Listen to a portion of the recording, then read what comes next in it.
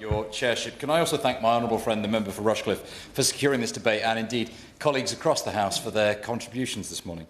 For too long, the East Midlands was left behind, abandoned by a post-1980s neoliberal, globalisation-driven economic consensus and forgotten by conservative Austerian Treasury logic that struggled to bring itself to invest in London, let alone in medium-sized towns in the East Midlands. I'm glad, then, that this paradigm is now finally changing. At the former Stanton Ironworks in my constituency, the first blast furnace was lit at the dawn of the Industrial Revolution. But it went out for the final time in 2007. Hundreds of jobs were lost, and Ilkeston became a post-industrial town. Now, though, new Stanton Park grows every day. Italian manufacturers, Fassa Bortolo, recently chose Ilkeston for their first factory in Britain. Jobs are returning, and investment is coming. It's very welcome by our town.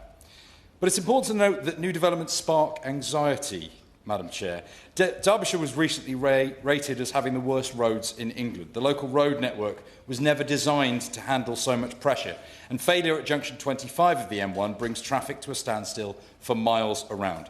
The old ironworks was linked to the railway by a railway spur, and that infrastructure still exists, but it's going to take a lot more time and money to bring it back into use. If we can get the freight from New Stanton Park onto the railway, that would be an enormous win for local people in my constituency, for our roads and indeed for the environment.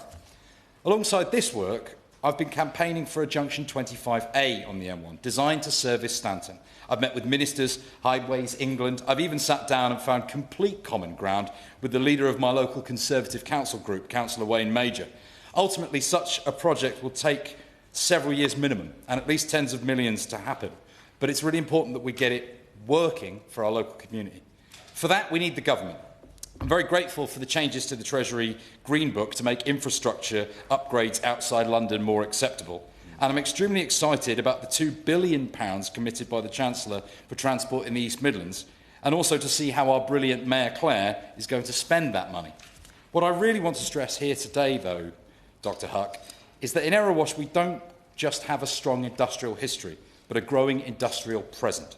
People want jobs.